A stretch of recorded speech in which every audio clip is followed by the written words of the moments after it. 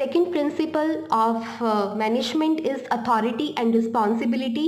ये प्रिंसिपल क्या कहता है? इस प्रिंसिपल के अकॉर्डिंग जो अथॉरिटी है और जो रिस्पॉन्सिबिलिटी है वो एक साथ जाने चाहिए। दैट मीन्स अगर आप किसी पर्सन को किसी काम को करने के लिए रिस्पॉन्सिबिलिटी दे रहे हो, उसे कह रहे हो कि आप रिस्पॉन्सिबल हो इस पर्टिकुलर टास्क को कंप्लीट करने के लिए, तो वो टास्क तब तक अच्छे से नहीं कर पाएगा पर्सन जब तक आप उसे कोई अथॉरिटी ना दो।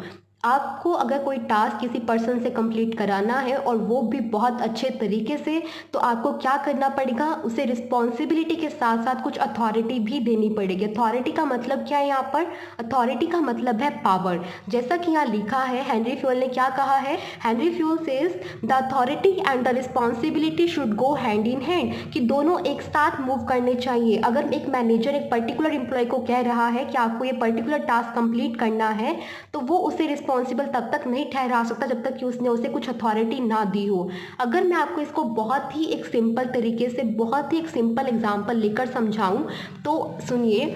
अगर जैसे आपको पता है आपकी क्लास होती है, जब क्लास होती है तो क्लास में एक मॉनिटर होता है। अगर टीचर को कोई काम आ जाए और वो कहे कि 5 मिनट के लिए मेरे को कोई काम है और मैं आती हूँ, और पर क्लास का डेकोरम मेंटेन रहना चाहिए, क्लास में कोई शोर नहीं होना चाहिए मेरे पीछे से, और इसकी रिस्पॉन्सिबिलिटी मैं किसको देकर जाती हूँ, और ये जो रिस्पॉन्सिबिलिटी है मैं मॉनिटर को देकर जाती हूँ। तो क्या उसने जब ये रिस्पॉन्सिबिलिटी दी, कुछ उसे अथॉरिटी भी दी या कुछ पावर भी दी? ऑब्वियसली वो उसे कुछ अथॉरिटी या पावर भी दे जाएगी। क्या पावर या अथॉरिटी देकर जाएगी? कि जो बच्चा शोर करे आप उसका नाम एक नोटबुक पर लिख लें और आकर मैं उसे पनिशमेंट दूंगी। तो ये उसके पास अथॉरिटी है उस अपनी रिस्पॉन्सिबिलिटी को क्या करने के लिए? पूरा करने के लिए। अगर आप सोचिए वो मैम उसे ये अथॉरिटी ना देकर जाती कि आप अपनी नोटबुक में उन स्टूडेंट्स का नाम लिख सकते हैं जो शोर करेंगे, तो क्या स्टूडेंट्स उनसे डरते?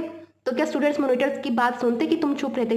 जब स्टूडेंट्स को पता है कि अगर हम बात नहीं सुनेंगे और हमारा नाम जो है कॉपी में लिखा जा सकता है और मैम से हमें पनिशमेंट मिल सकती है, ये जो अथॉरिटी उस पर्सन के पास है, उस मॉनिटर के पास है, यही उसे हेल्प करेगी अपनी रिस्पॉन्सिबिलिटी को क्या करने के लिए? पूरा करने के लिए। तो ये होता है हमारे पास अथॉरिटी और रिस्पॉन्सिबिलिटी का कंसेप्ट, कि अथॉरिटी और रिस्पॉन्सिबिलिटी दोनों हैंड इन हैंड मूव करने चाहिए, दोनों एक साथ दिए जाने चाहिए। तो इसके भी कुछ पॉजिटिव इफेक्ट है और नेगेटिव इफेक्ट है। अगर आप इस प्रिंसिपल को फॉलो करोगे तो क्या होगा? अगर आप इस प्रिंसिपल को फॉलो करोगे तो जो पॉजिटिव इम्पैक्ट होगा वो क्या होगा? कि जो एम्प्लॉयज़ हैं उनका कॉन्फिडेंस इंक्रीज होगा, क्योंकि उन्हें लगेगा कि हाँ हमें भी कुछ पावर है, हमारे पास भी कुछ पावर है, हम भी कुछ डिसीजंस ले सकते हैं। बट अगर ये प्रिंसिपल किसी ऑर्गेनाइजेशन में फॉलो नहीं किया जा रहा है तो इसका जो नेगेटिव इम्पैक्ट निकल कर आएगा वो क्या होगा? कि जो एम्प्लॉयज़ हैं उनका कॉन्फिडेंस लेवल गिर जाएगा और उन्हें लगेगा कि हमारे ऊपर जो हमारे मैनेजर्स हैं उन्हें विश्वास नहीं करते हैं और वो हमें किसी लायक नहीं समझते हैं और इसीलिए हमें कोई अथॉरिटी नहीं देते हैं। ठीक है, तो उससे क्या होगा? उनका जो एम्प्लॉयज़ का कॉन्फिडेंस लेवल है वो गिर जाएगा। ठीक है, अगर होगा फॉलो ऑर्गेनाइजेशन में प्रिंसिपल तो कॉन्फिडेंस लेवल बूस्टअप होगा, अदरवाइज उनके जो लेवल है कॉन्फिडेंस लेवल वो क्या हो जाएगा? गिर जाएगा। ठीक है, तो ये थे हमारे पास इस प्रिंसिपल के पॉजिटिव और violating impacts. So this is the second principle. Next principle will discuss in the next video. Thank you.